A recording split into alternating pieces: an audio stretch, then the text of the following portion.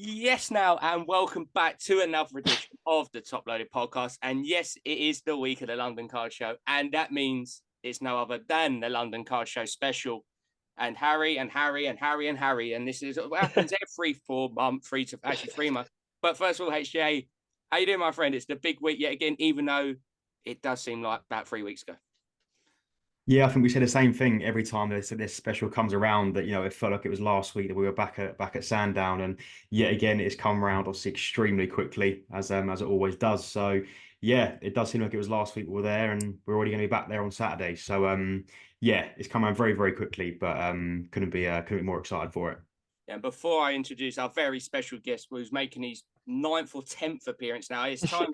It's time to put the jersey up in the rafters. But I just want to say a massive thanks to the guys over at Third Down Displays for powering up this episode. Yet again, your number one spot for custom card stands, card supplies, great preparation kits, back balls, mats. There's a lot they do now. But make sure you use the code TTP10. That's TTP10 at checkout with 10% off. But there's only one way to start, and that is the founder and obviously the co-runner of the London Car Show. Harry is joining us yet again.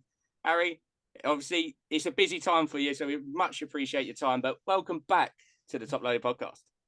Thank you, boys. Thank you. It's always good to be home. It feels like it's home away from home on the podcast with you boys. But yeah, it's always a nice tranquil hour or so chilling with you boys amongst the carnage of what will be another very big London card show. So yeah, thank you for having me on. No, I say it's an absolute privilege to have you on again. And obviously, before we look forward to this Saturday's bumper of Saturday and Sunday's bumper edition of the London Car Show, we just briefly turn our clocks back to 2023. It does seem a long time ago now, obviously, to 25th and 26th of November. So, how did you think that the last show actually went down in the end? Because it looked like a very big success from going as an ambassador's role, but it did seem to go really nicely.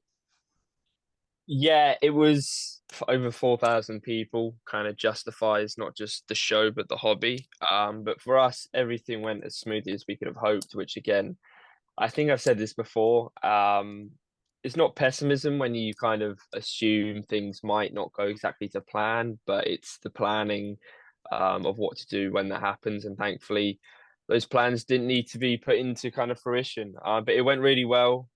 Everything kind of the expansion is the first time we've gone full size with Sandown. Obviously a few bits which went really well, a couple of bits which didn't go as well as we hoped, but smoothly nonetheless. So we've learned, we've adapted, and hopefully for this show, we've improved it.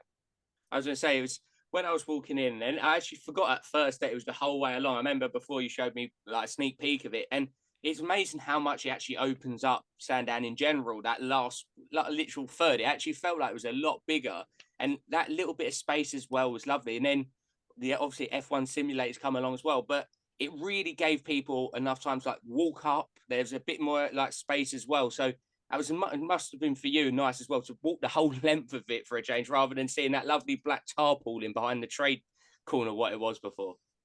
I'll be honest, I was bored of walking it. The amount of times I'd go around that day, I think I averaged 20,000-25,000 steps over the course of the weekend, just because it is just mental. But no, you are bang on walking in there on that Friday morning when we go in to set up, which you boys both know about oh so well in the past.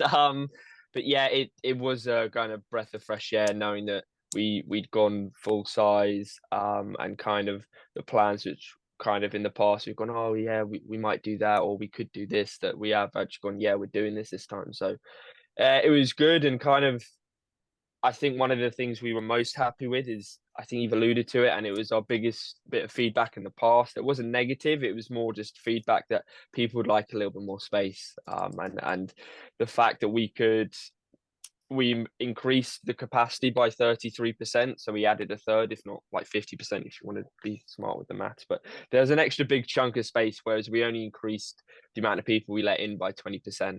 So we really made sure that that end space was ideally for a few vendors, a few big companies, the F1 simulator, the trade area, but the cards were really in bulk, and the card stands and the kind of the DNA of the show was still there in those first two areas, with the main stage, all the tables of stands in that first area will never change. It is a little bit tight, but it gives it some kind of atmosphere, in my opinion. Maybe we'd like it a foot wider, but you can't have it all. And then in that second area, it's a little bit freer. You've got the main stage if you want to chill. And then that final area now, you do have that kind of real interactivity aspect with the kids zone, with the VR area, with the trade area as well. So it's adding a couple new things in this show, which we're looking forward to hearing people's feedback on it. Yeah, like I said, before we move into this next, which I've got to say as well, from the show, from the perspective of walking around, there was a lot of deals getting done, whether it was buying, selling, trading. It really seemed that it was such a good show of different cards, whereas sometimes it can be mainly higher end, lower. It seemed like people really understanding the show now as well, from a vendor and a buying perspective of have a bit of everything. And like there's deals to be had at these shows. Yeah. And I feel like it really was different to the last one where I see a lot more business get done. And like I say, it's just a testament to not just the show, but the hobby as well, that I think people are learning with every show of what to bring and what not to bring. And it just worked very well, it seemed, from our perspective. I think you're seeing more and more of kind of the states coming over, and there's more than one kind of factor to say there. The fact that there is every end of card, the London card show at least has gone through transition periods. It's gone from being quite a high end show to then a low end show to now it's the best of both, which is really, really good to see. And that's not just for sport, that's for TCG as well.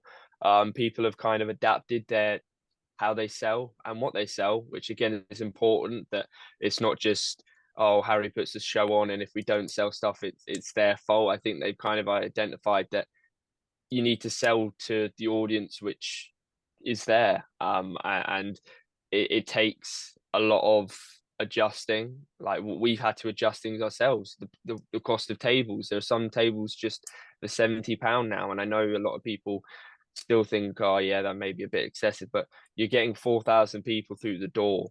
So that kind of audience, that kind of space, the corporate aspect there, it's really, really good. But yeah, you're getting a lot more kind of the US coming over, both businesses, attendees, and how it works over there, which I think is really, really good. And people don't realize it, which is almost the best thing, that it's just almost a part of the card collecting DNA in the UK now.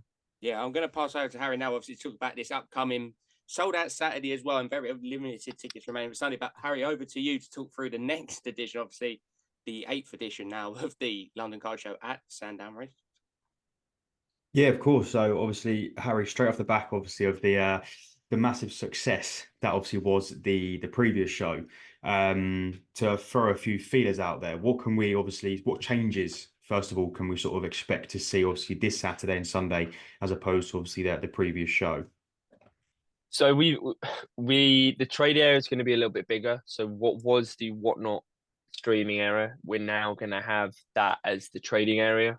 It's almost out the way, which I think people kind of like. If they want to do deals, they don't like to be surrounded by a load of people, so it's a bit out the way a little bit, which we kind of liked, where people can go to chill without feeling, oh yeah, I'm in people's way, which often they did in the trade area. So that kind of area is going to be all for trading now. But the streaming aspect hasn't gone. There is a streaming station there, which anyone can stream on any platform, not just Whatnot. They can stream on YouTube, they can stream on Twitch, they can stream on TikTok. They can go live there. It's a streaming station and it's free to use. Anyone can do it. So we've got some really high-end people doing it, but we've got some really newbies that haven't had the confidence to go live before. And we've said to them, go live here, and you can sign up on the day. It's free to use. So we're looking forward to that, kind of keeping the DNA of streaming going at the show. And we've done that ourselves, which we're really proud about. You've got JSA there, which is a huge addition for the UK. Which, for those who don't know, JSA is an authentication site. So if you've got anything signed in person, whether it's a card, whether it's a cap, whether it's a pair of boots, whether it's a picture, you can get that authenticated on the site. And I think that's a huge step forward, kind of not just for the card scene, but also for the collectible scene, which again we're really pushing. So that's really cool for us, the fact that they're there. We've got former international and West Ham legend Carlton Cole coming down, which is a cool addition, kind of last minute. But yeah, we got everything sorted. So he'll be down on the Sunday on the main stage, answering some questions with Futera, and then doing a signing in the in the corner, in the pitch area for a couple hours. So yeah, again, it is a big name. There's obviously bigger names out there. He's a top guy. We've had conversations with him. He's excited. We're excited. So yeah, there's some sponsors that aren't with us anymore, but there's some really, really cool and new ones like Goldin are back. They'll be taking submissions on site and there won't be any charges. So you can get your card auctioned at probably the biggest card auction site in the world.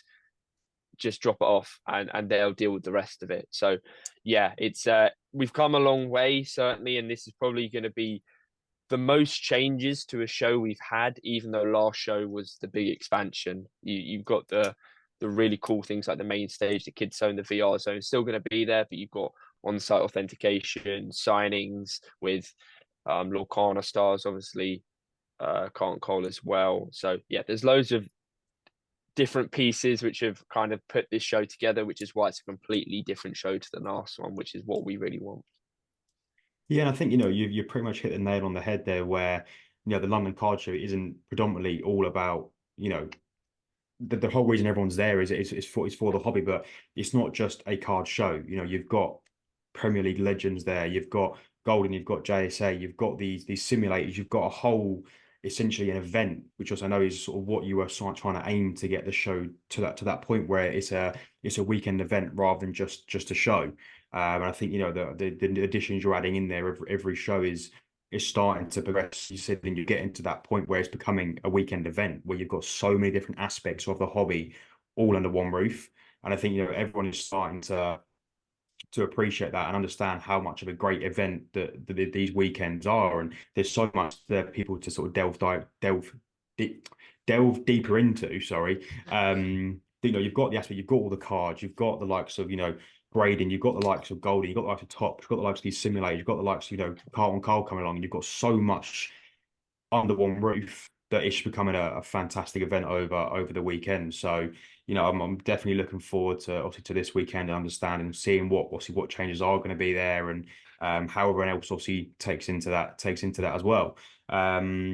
I assume obviously the VR simulator is still going to be the same F1 as it was previously, because I think everyone that was such a big talking point for everyone. Obviously, I definitely had a fair few goes on it, and it was such a cool addition that it brought that extra sort of competitive side of everyone that was trying to beat everyone's lap times, and it was such a cool addition. I think got so many people hooked, and it's not something I guess people probably expected to come across if they didn't keep up to date with the socials and stuff. But it was such a great addition. I think looking forward, that's going to be such a great addition in the next coming shows as well. Well, that's the thing. Like we want to make something clear as well. It's free to use. A lot of people are, I've done it, but I didn't know how much it costs. It's like it's free to use, guys. So if anyone saw it and fancies themselves as a bit of an F1 guru, or even if they don't, give it a go. It's great fun.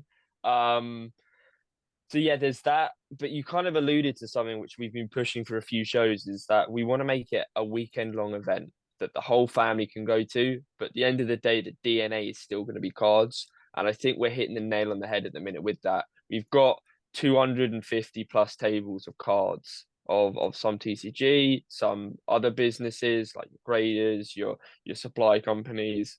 But you've also got the sports ones there, which again, we're pushing. We've got sports vendors coming from Europe, obviously from the UK, from America. So we're getting that global recognition, but at the same time, you've got that family factor. You've got the VR zone, you've got the main stage, you've got the giveaways, you've got the kids zone, you've got the trade area, you've got the streaming station, where we wanted to do it so a father and a son, or a mother and a son, or a mother and a daughter could come along and say, you know what, the whole family would like this, and family tickets are at a record high. So we're really pleased with that. We're going in the right direction. And I think one thing which is kind of really, really supported, that maybe people are seeing, that maybe it's not us that have got this trend going. Maybe other people have realized it as well. But Disney, like look at what that box has done. Look at what that set has done. Like over Christmas, I was ripping boxes with my mum, my dad, with them, my girlfriend, with my little sister. Where normally, they wouldn't have a clue what's in the boxes. All of a sudden, they're like, "Oh my god, I just pulled a Sully, or I just pulled a Woody," and it's like they understand it now, and rather dangerously, they're hooked as well now. So, I think that's the kind of thing that maybe Disney is another route into kind of the match attacks and the stickers route. Because I know I've lost count, sorry, the amount of vendors that have said, I need another table because I've got a table worth of Disney to set up now, or people who weren't going before have now said, "Oh yeah, can I come and set up half sport, half Disney?" And again, it's another way to get that younger generation in, that next generation who, at the minute, they come with their parents, but in a couple of years' time, they might be bringing themselves and a mate or themselves and a girlfriend, and then in 10 years' time, 15 years, it'll be them bringing their kids, and it's that long-term kind of investment. Like with the VR, we could charge £2-5 a go, but we don't, because we want the viewers to who are watching it to understand that, oh, it's free. I'm going to do this because I want to have a good time, and that's what we want to see. So it's important for us to keep pushing in that family direction. If you look at America, you've got 12, 13-year-olds setting up with thousands and thousands and thousands of dollars worth of cars because they start young. So there's no reason why we can't do that over here, and that's kind of our aim. Yeah, definitely. I think you sort of, you're covering every aspect, like you said, of a weekend long event, with the DNA still being solely about obviously the hobby. So obviously looking forward to this weekend. What tickets are still available? Because I know obviously everyone's probably asking the same question. Obviously, it does sell out very, very quickly. So what is still available for people that are listening, looking forward to the show this weekend? So Saturday's sold out. There won't be any online tickets. There's always cancellations in the week building up to it. So we do sell tickets on the day, but we sell them after like 11 o'clock, just for the simple factor because at that point, we know there's a good chance who's been there and who's not coming. So we can have a good understanding of how much space is in the hall. Some people literally, the VIPs, some people get in there at 9 and get out of there. So yeah, we'll start selling them at 11 o'clock. But Saturday sold out online. And similarly, Sunday probably isn't going to sell out, which is very normal for us, but we're still expecting over 1,600 people on the Sunday, which is good. We're expecting over 4,000 people again for the weekend. Yeah, which is good. So yeah, both day tickets have sold out as well. Just because obviously for the Saturday aspect. So yeah, it's looking to be a very, very busy show once again.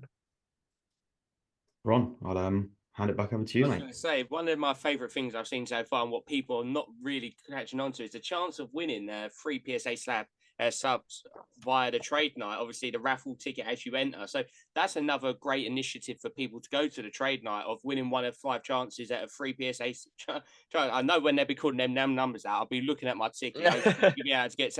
And I know if I was lucky enough to win it, everyone will call it corrupt. I might not just take the ticket, just let everyone have a fair chance. But like I say, that's another great initiative to try and get that hobby making grading not just more affordable because it's obviously free of charge, but bring it to them rather than them having to go after it like most people have to in the scene at the moment. It's PSA's kind of way of going, we can't always be physically present, so they're not going to be physically present at this show. At the future, hopefully, there's certainly on-site grading is looking possible. It's not looking unlikely. Unfortunately, speaking with the PSA team, a lot of the issue isn't the fact that they can't get it here. It's the fact they can't get people here because so few PSA employees have passports, believe it or not. So getting the employees out here is actually their biggest issue. But they're certainly looking at taking submissions on site, which I think is a huge step forward. So from May, that's looking likely. I'm not going to say definite, but it's looking on the cards that they'll be on site, taking submissions to take it back to the States. So you don't have to worry about that ungodly shipping, which again costs a bomb, and everyone is absolutely bricking themselves about refreshing it every hour to make sure that it's going in the right location. So yeah, that's a big step. But yeah, it's the 5 submissions is kind of their way of saying, you know what, we're happy to give you guys a free few submissions to kind of really make the trade night a PSA trade night. But similarly, there's going to be some cool bits. I know people love, and it's the small things which they're doing now, is that the goodie bag's going to have PSA water bottles in. And everyone loves a sticker these days to put on their card case. So there's going to be quite a few different stickers in the goodie bags as well this time. So yeah, if you haven't got your VIP ticket just yet, there's that opportunity, because they are going to be quite cool goodie bags this time. But similarly at the trade night, there'll be yeah, the PSA stickers kind of going around to add to everyone's collection on their cases. As I say, I remember when you come on just before one of the first shows downstairs, when you've done the trade night for the first time, and it was the nervousness of that, how's it going to go? But it really has come on leaps and bounds every single one. I remember the first time it was like a few rows were really busy, and then when I helped set up one time, it was like, oh, there's got to be 6 rows. And then I remember the next one, it was like 8 rows.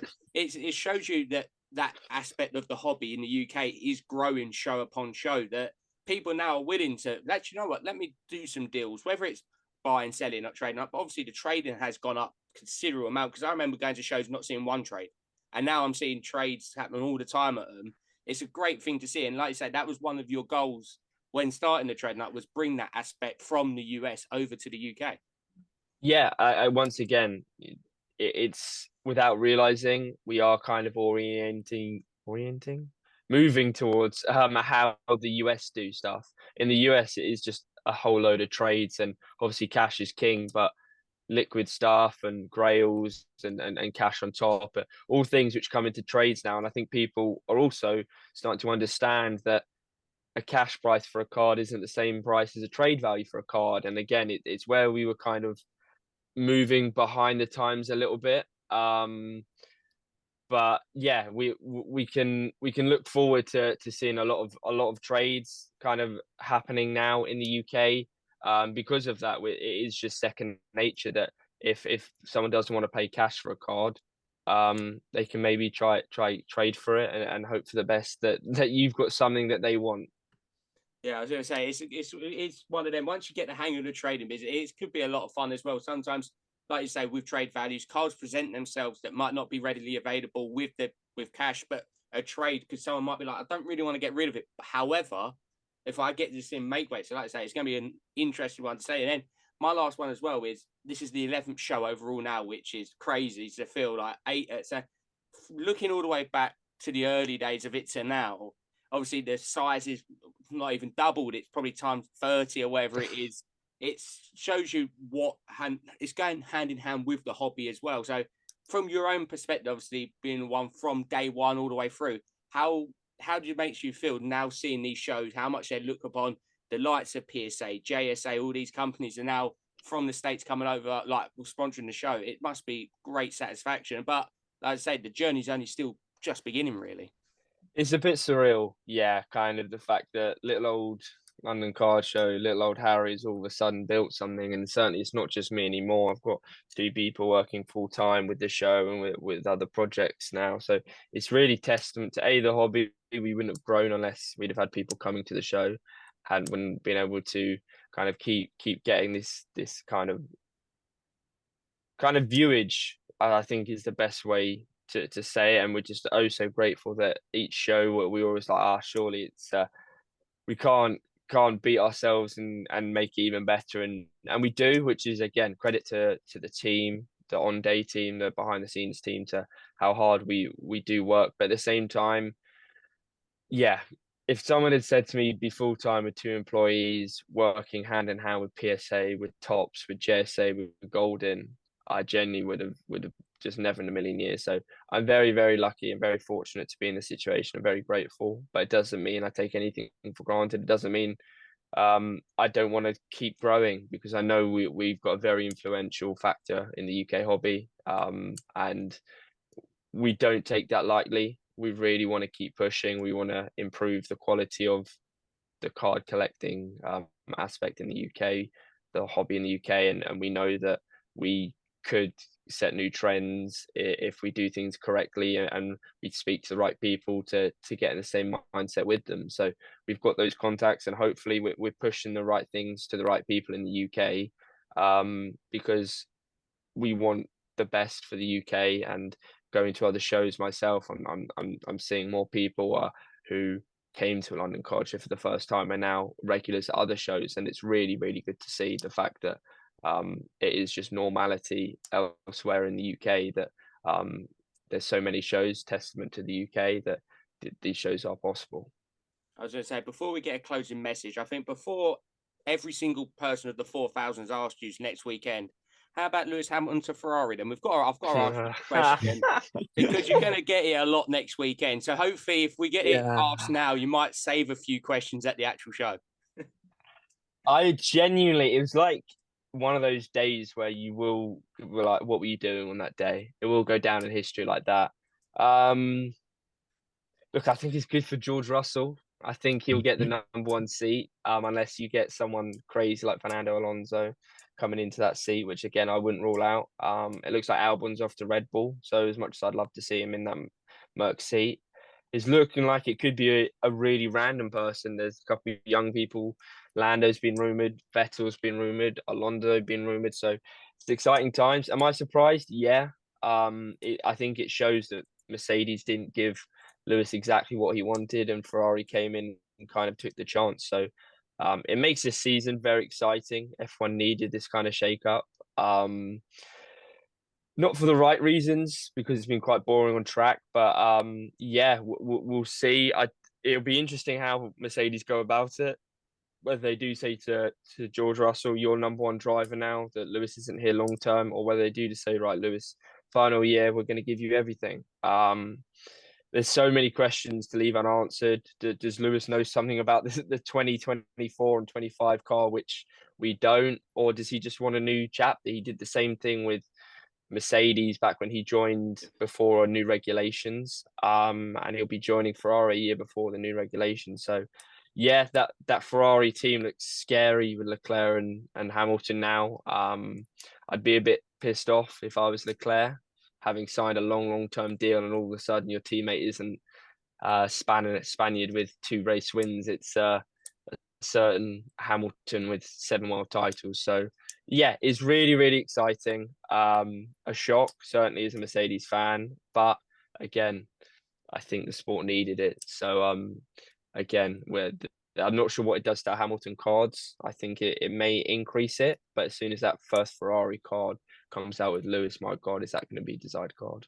Yeah, and that brings the colour match parallel down to 5 or to 10 as well for the Ferrari. So, well, the dual auto with Dynasty with him and Leclerc could be silly, and I know the George one alone, him and George, the deal with that is bonkers. So God knows what it's going to be like with the Ferrari fanatics, the Tifosi and the Hamilton diehards could that Monza day might be one which I might have to go over to now, just because my God, both those fan bases don't do things half-heartedly. So seeing all these Hamilton fans in red might just be a bit weird at Silverstone in a couple of years' time. Yeah, as I say, I've always been a Ferrari fan, but it's definitely going to be weird seeing him suit up in the red. But obviously, back to our Edge to London car show, obviously it is this weekend. Even though I think a lot of fans probably want to see that Ferrari suit up very much quicker, and even this season, obviously it won't be. But like I say, is there any closing message, obviously, for people who are either coming down to the show, thinking about coming down, or sadly can't make it, obviously, because sometimes it's just schedule can't work out, but it's going to be another bumper weekend, which we all can't wait for. Yeah, so just, as always, thank you to those who have bought tickets. It's massively appreciated supporting. There's going to be over 4,000 people there, so it is going to be another one which you don't want to miss. For those of you who have bought tickets, a reminder for VIP, we've listened. We're giving the VIP more value, more bucks for more value for their money. So it's the doors are opening from 9. Instead of 9:30 for the VIPs, and for the vendors get there at 7:30 instead of 8. We're moving everything back half an hour so those VIPs can have an hour in early. Yeah, not a whole load of Sunday tickets are still available, so get them. We're not anticipating them to sell out, but stranger things have happened.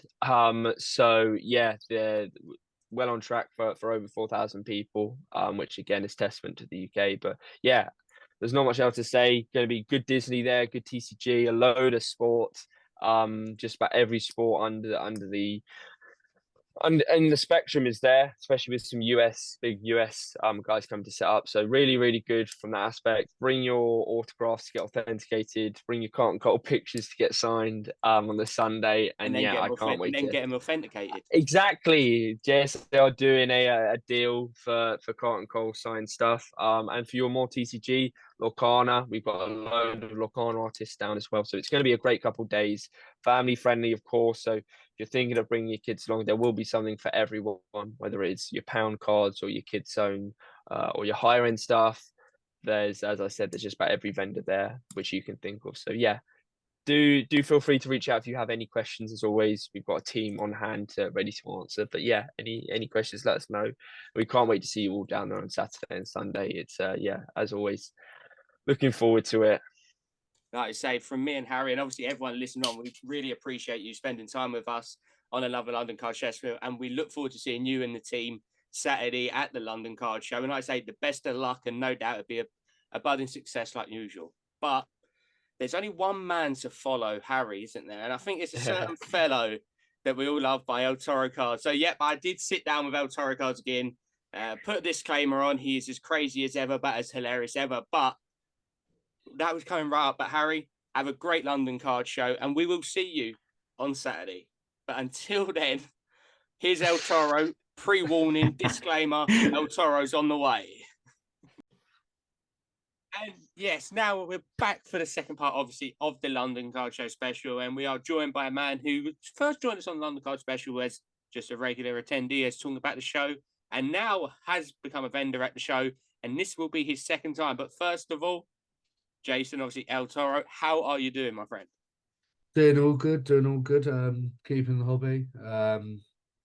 Yeah, been all right. Just literally buying, not selling, just buying. My bank account's feeding it. So now I've got a credit card to purchase more. Yeah, I was going to say, it was your fault for me spending quite a few quid this week, but we're talking Oh, about it was worth it. It was worth it. The through ball was sensational. But obviously, before we talk about obviously this upcoming show this Saturday and Sunday, obviously you're the vendor on the Sunday, but talk about the previous London Card Show, because it was the first time you was a vendor. So how did you find it? Am I allowed to swear on this? Yeah, you can do what you want, mate. Oh, okay. No, honestly, I was shitting myself. No, I was really nervous. I was thinking I'll be overpriced or underpriced, or I wouldn't have the cards that people want. Because normally when you go to a card show, people want, your Messi, Ronaldo's. They want the upcoming players like Garnacho at the time. You had, I think, Lamine Yamal didn't have anything coming up, but it's like basic young players, and I didn't think I would have any. But yeah, no, to be honest, I was very, very happy. I've ended at the Southampton card show, and to be honest, buying, that was my best show. Selling, it wasn't amazing.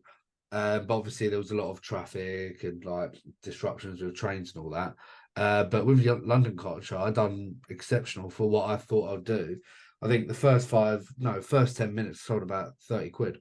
And I thought, oh, that's all right. But no, really, really happy to do some deals with new people, with familiar faces. And I think the island that I had was quite near the door as well.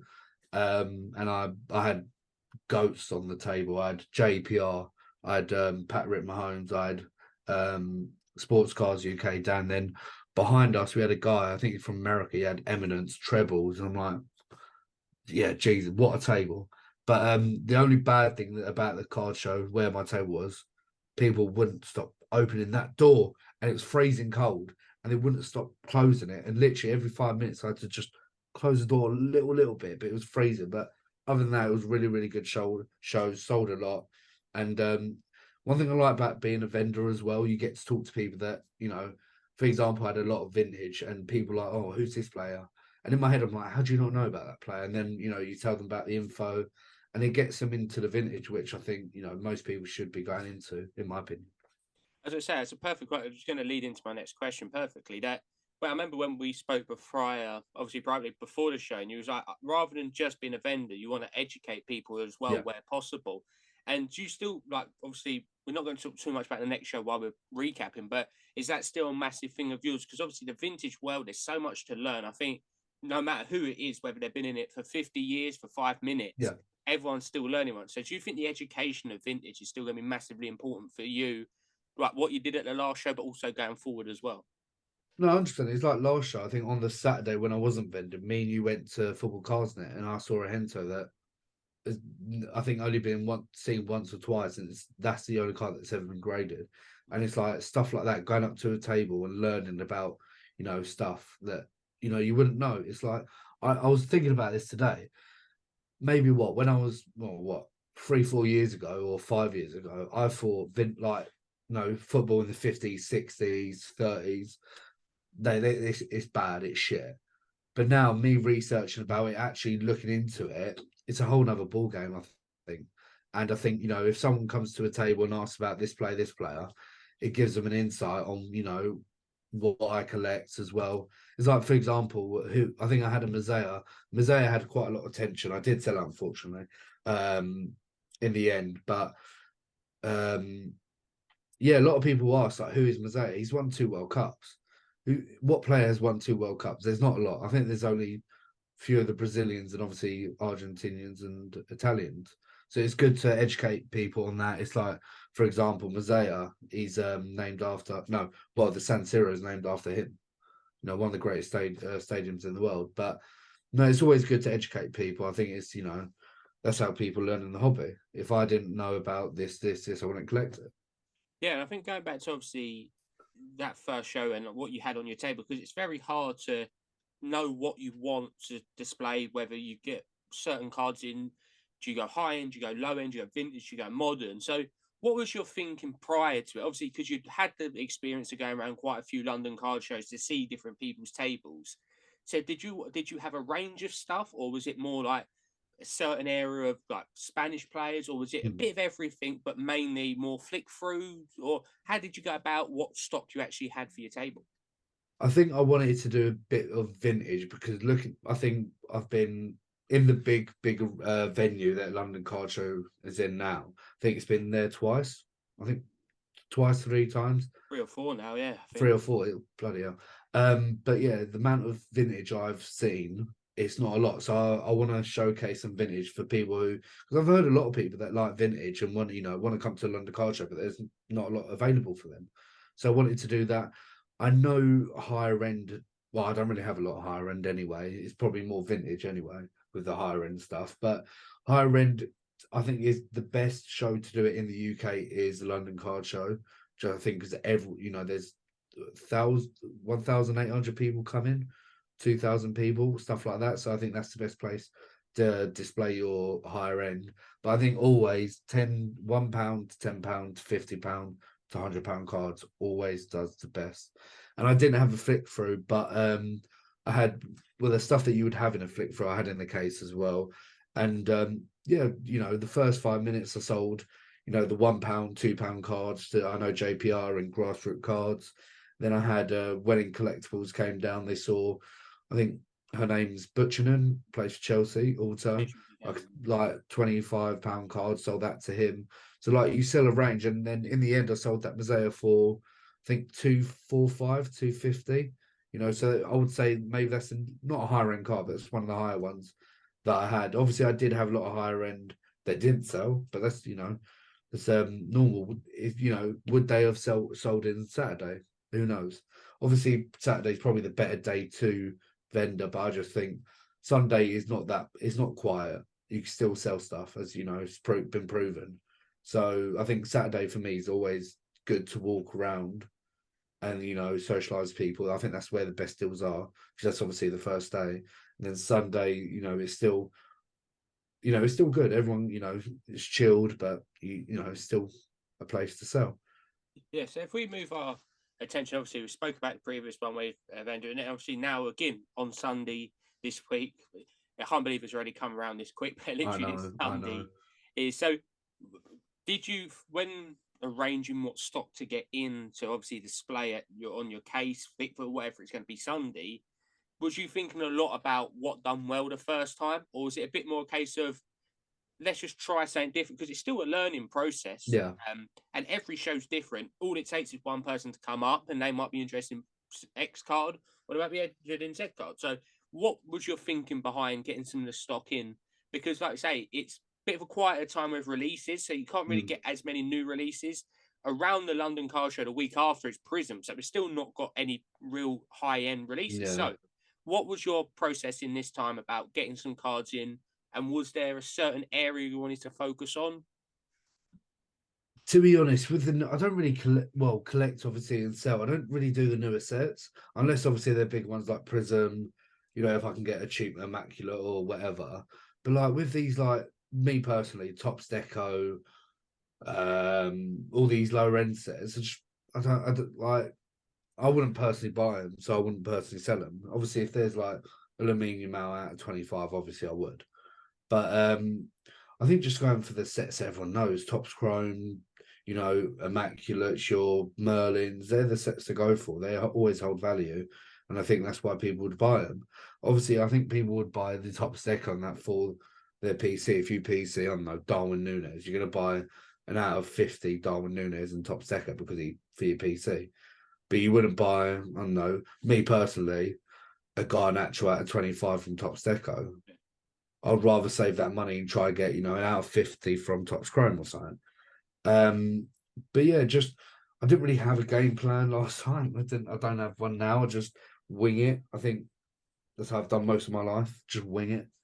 But I think always have a range of slabs, I think, you know, but always also have a range of raw cards because a lot of people do like to pay a bit lower, get the card, grade it, and then potentially get a 10. And, you know, if they do it for a business, they can, you know, buy a card for 30 quid, grade it for 20, so you're in it for 50, gets 10, it can go for 130, and you've made your money. So a lot of people like to do that, but obviously a lot of people like to have slabs. You don't need the hassle of grading, leaving it for 3-4 months, however long it takes. But recently PSA have been quicker, really quicker. Surprisingly, I don't know what's happened, even though the website went down for a day. But I think for this card show, I'm going to have obviously some raw because I don't really have a lot of slabs, and most of them are for PC. But I've got a subbing incoming. What's today? Saturday. Oh, it might be a tight squeeze. It might be a really tight squeeze. But I think I've got just a 10-card sub that, you know, I've got some Mbappe Merlins first year that obviously he's been in the news. But yeah, stuff like that. But I don't think I'm going to have any high end for it. Yeah, I think that's a feel of you when you speak to a lot of people. Obviously, you can have 50 lower end cards probably for the same profit margins of what you're going to do for that one high end card. And I think, especially with London, I think we see it when we walk around, and I don't think it's any secret that people with the big flip through boxes or the £1 to £50 cards, they always have people looking through it. It's very good to engage looking through it. And I always see it as like people are looking for that needle in a haystack. They're looking for that gem that they might think, oh, it's up for £3. I might be able to make it 30 quid for that. So that was definitely in your logic. That was no, at the end of the day, it's more affordable for a lot of people, these flick through / the not lower end cards. I don't really like using that term. The lower price scale cards because people might buy multiple, and rather than one high end card that say you might make 50 quid on, you could bring in 50 low end cards and make 2 quid on them, and then you've doubled your profit on that one big card. But it's like I don't think I've ever had some luck finding that needle in a haystack, but I don't know, like I feel like it's more in America than here. I don't know. I just don't see it happen here, but obviously it is possible. But with stuff like that, it's nice to do. Obviously, you got the younger children. Obviously, you know they can't. Well, they could probably buy more than I can. But the younger children, they can only spend like 20 quid. So I think the boxes are amazing for that. I think Martin at the Southampton card show, he tried to make that a big thing, flip through stuff and all that, and I think it's probably the best way to go. Yeah, I don't know. I don't think I've ever. Well, I don't know about you. Have you ever found like a needle in a haystack? The problem is, if I'm a seller and I, that needle in a haystack, I'll just put it on eBay. I ain't leaving it there. But I might be selfish, but I was going to say, it's one of them that obviously is much different in America, especially the American sports. You see it a lot in videos from Card Collector 2, Troy, obviously a very good friend of the podcast, and then a few other channels like that. But obviously London is very different. And I always say it is more of a collector's market, the UK. Always always. But I was going to say one thing I want to see. It'll probably be a question later on, but I'll mention it again. Is more trades over the table. Obviously, Saturday I doubt there'll be a lot of trades because there's trade night coming up, and the people are like, oh, I'll wait till trade night. But when it's Sunday, obviously there's going to be no more trade night. I think I want to see more trades at tables. That'd be quite cool. Instead of just cash. Like obviously I prefer cash, but you know, I'd rather do it like a trade, make it a bit spicy, or I think I've done it. But you know when YouTubers are 200 now 180 coin flip. Yeah. I want to do that. That means I've made it into the big leagues. Oh, I'll definitely arrange someone to do that over a £1 and £2 card for you. It'll be probably yeah. But no, like I say, obviously you've got stock arriving soon, which obviously that's all going to be on a Thank video, God. I believe, for the London Card Show. So obviously the London Card Shows, you do a special vlog every single time, and it was quite good last time because it was split up. And obviously you had the day 1, day 2 in terms of you had it when you were just walking around, then trading up, and then also you had the vendor's perspective. So you're going to be doing something similar as well. Because I think people love content, especially the London Card Show. I love content as well. Like I like watching stuff. It's like the amount of stuff I watch. When obviously Trike 415, when he goes to card shows, as soon as it gets released, I'll watch it. I just think I can't be there, so I would rather see what it looks like. But we're going to be obviously filming like I normally do. Every card show, I'm going to film a lot of content, a lot of footage. Is going to be good, and at the end of the card show, I'm like, shit, I haven't recorded anything. But it's just because when you're in the moment, when you get to the card show, you just forget about recording. Well, in me personally, you want to, talk to the people you haven't seen in 3 months, talk to new people and all that. So I think it's much easier to film at the table as well when you're vendoring, because essentially you just got people walking past and all that. So you can just, film and that's it. But going to be doing, day 1, day 2. Trade night, I always say I want to do, but I never do. So maybe this might be the turning point that I really want to do. I'm very skeptical about this.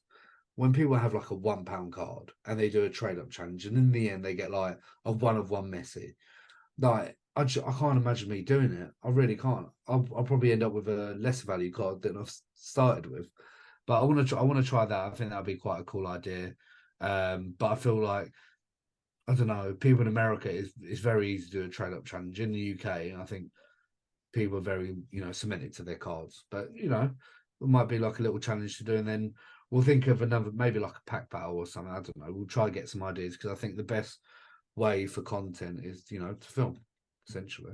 I know, definitely. I think as well, why I've always had this idea of a London Card Show special is it's just promoting obviously the UK scene, and especially like the videos itself. It transports people that can't necessarily get to the venue to actually see what it's like, see what goes on, what makes up a card show. Because I know we say it a lot, we've said it before, me and Harry, everyone who's ever been on, it's not all about the show. You're meeting up with your mates, you're talking about things in common with them, you're showing off your cards, you're looking at their cards, you're obviously picking up new stuff. And do you think that's another great thing about doing the vlogs, is that you actually can look back on it? And that's one thing with a lot of things in life you can't do. You can't look back on, oh, well, that was a great fun day. Like, oh, I wish I would had saved footage. Whereas for you, you can look back at the London card shows and see how they've changed over time. And then who knows, 5, 6 shows down the line when you're vendoring again, you can look at every single time you've been a vendor and how your table's changed and your stock's changed. Do you think that's going to be quite a cool aspect in the future as well? Yeah, I don't like the videos because I can see how every card show video, I can see how much weight I've actually put on. It's actually demoralizing. But no, to be honest as well, it's like I think the card show obviously is there to buy cards and all that. But it's like when me, you, Lewis, Louis, and Harry all come together. It's quite hard because obviously we all got separate jobs and lives and that. But I think London Card Show, or any card show, but mainly London Card Show, it's the biggest one. That's the time for us to all be together and have a chat, have a laugh, and spend time together. So I think it's always good to record it as well. I think on YouTube, people from like Spain, there's a lot of people who come from Spain who come to the London Card Shows, and for them to just go on YouTube, London Card Show, and they can see how it's like. People from Germany, Italy, but we've had a lot of people from other countries come to London Card Show. I think there's a few Spanish people that have messaged me that are thinking about coming to the card show, and it's always nice to record, footage, and then as you said, like a few years later, a few months later, you'd be like, oh, I'm happy I bought that card. Oh, I wish I didn't buy that card. Lost profit on it, or stuff like that. But no, it's always good to record London Card Show. To be honest, I think I've gone actually quite better of recording. Like, I was really shy. I'm not shy, but with that I was, because people are looking at you while you're recording. You think you've got 1 million subscribers and all that. But no, I've only got 157, mate. So, but no, it's really good fun, and I will be doing it every card show I go to, and I'll be filming today somewhere. Cool. So obviously, as this comes out, there will be a video either coming out the same day or maybe tomorrow, which do pay attention to. Obviously, like we say, you can just follow over in your Instagram and you'll see, or your YouTube when it comes out. But we can say it'd be quite an interesting video. And I'm sorry for any. I was going to say I'm sorry for any viewers of that video, because you might see my lovely face in it. So if you can't put up with me enough, you can. So that means there's a video coming out. That means there has to be a video coming out. Or you put pressure on me. We put it in stone. We put it in writing now. So. Oh, I need to record. I'm sorry. So obviously we've spoken about your vendor, obviously previous part. Just briefly about the coming up card show, because for West Ham fans, there was quite an interesting announcement last Friday regarding something that was coming to the London Card Show, and obviously that is Carlton Cole. Carlton Cole, go! Always believe in your soul. So, obviously, Harry spoke about this on the podcast in the past about getting former footballers, current footballers alongside. For a West Ham fan, that must be great to have Carlton Cole coming down for the card show. I was surprised. I was literally on my phone. I think it was finished work or something. I'm like, why is London Card Show sharing Carlton Cole? What, like? And then I looked. He was like, oh, I'm going to be there. I'm like, oh, mate, because we've got a West Ham group chat and we sent it. And then everyone's like, oh, the people who are not going, they're like, oh, fuck's sake, why have I missed this and all that? But to be honest, other than West Ham fans, you might be interested in seeing them. I don't know. But all these Pokemon people, they don't care who Carlton Cole is. So there shouldn't be like a big queue to see him. But I don't know what to do, because I don't think he's got many cards. So I want to get him to sign a card. But I think the only cards he really has is Match Stacks or Futera, which he's on card. He's going to do on card autos, isn't he? There, I think basically, yeah. But no, it's really good, Carlton Cole. Hopefully, I think that's what I think one thing that the London Card Show needed. So obviously, I think last time they bought Pokemon, the person who done Ash Ketchum. Yeah, I think so. Obviously, that's big for the Pokemon side. For us, they get Ash Ketchum, we get Carlton Cole. Yeah, I've never seen Ash do a stint in the Premier League though. So. Exactly, like what was it? 4-1 against Man United in the snow or something. I remember that game. But yeah, no, I think hopefully it'll bring on better things. Maybe we can get more football players. Maybe a former. Who do you watch the NFL show? Maybe bring one of them, because they live in England, I'm guessing. Maybe like a former NFL. Obviously, I know NFL is not as big as football in London Card Show, but I think stuff like that would be really cool. Maybe like John Terry. I don't know why I said him, but he just popped up in mind. Who is it? Matt Letizia. He would do anything for money. He'll be good. Hopefully he's not watching.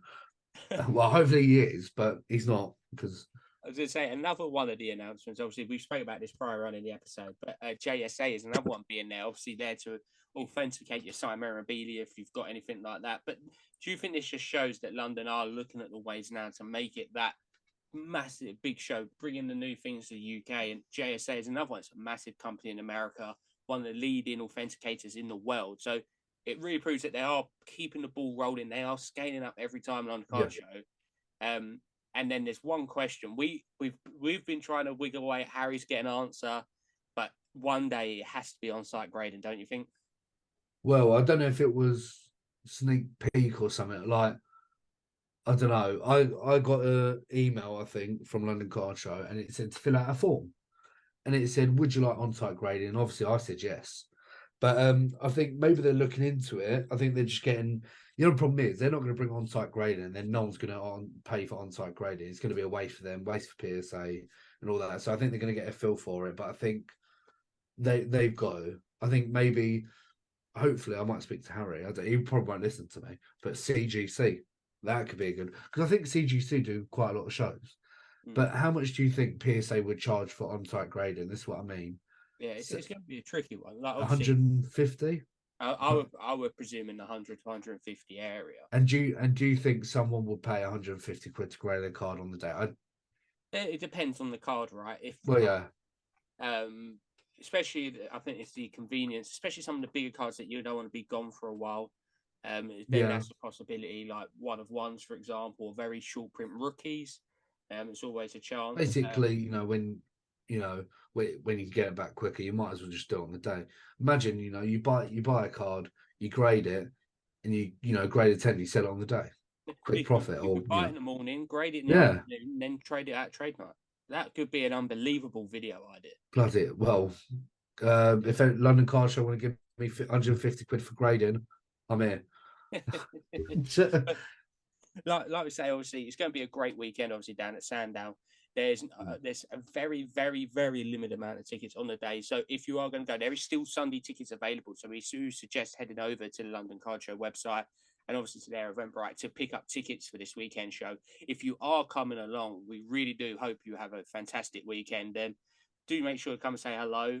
No doubt, Jason will look at any single Spanish player who's ever existed. No. I'm slimming down. Well, not my body, but PC wise, I'm going. Don't show me some. I don't know some. I can't. I don't even know any Spanish players at the moment. Like any. Yeah, I can't even name one single Spanish player.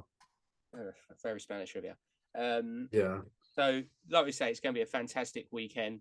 Obviously, PSA are sponsoring trade night again, which is absolutely fantastic. JSA down there, Cut & Co is down there for all you Irons and England fans, respectively, which will be quite an intriguing one. But like we say, it's going to be another absolute bumper weekend at the London Card Show. So make sure if you are going along, just have a good time. Bring some cards down, maybe get some trades, sell. You might even buy a few bits as well. But Jason, we really look forward to watching your content come out from the London Card Show yet again. No doubt. I probably will be filming some of it. But like we said, thank you ever so much, Jason, and enjoy vendoring again. Well, I was going to ask. I think you forgot one thing. You said you got a Grail card or a big card. Are we showing it in this episode or not? Shall I? I think you have to. I'm not, because I'm going to do a YouTube video. So I think so. This is literally KDB-esque from me. Honestly, I saw it on Facebook. I was like, to be honest, the only reason why I knew the player, because Ronnie obviously talks about women's football, and I listen. I'm a good friend. If he didn't talk about it, I wouldn't know. And there was this person. I was like, oh, she sounds familiar. I'll send it to Ronnie. And who is it? Alessia Russo. Obviously. Exactly. So with women's cards, there's not been many releases. She's only been in 2 releases. She's only got 1 rookie card, which was in Women's Donruss World Cup. How old is she then? If she's a rookie? She's 25 now, I think. Great age. God, yeah, of course he said that. Taken after the one and only Lav Breaks. But like I say, for me, if I was picking any card from the set to collect, it would be the Alessia Russo rookies. I think they're very expensive. And like we say, I still can't believe I'm looking at it in my hand. This card managed to pop up, which is still unbelievable. It's the Alessia Russo 1 of 1. Obviously, the black from Donruss, which in my eyes is the #1 chase from the set.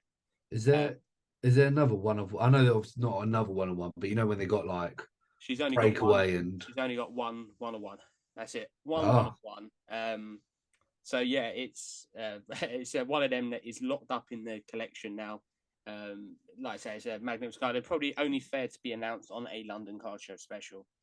So if you're thinking you're going to see this at the London Card Show, you won't. It's going to be locked up in the case, fully secure, PIN code locked, hidden in a vault, beneath a bank somewhere.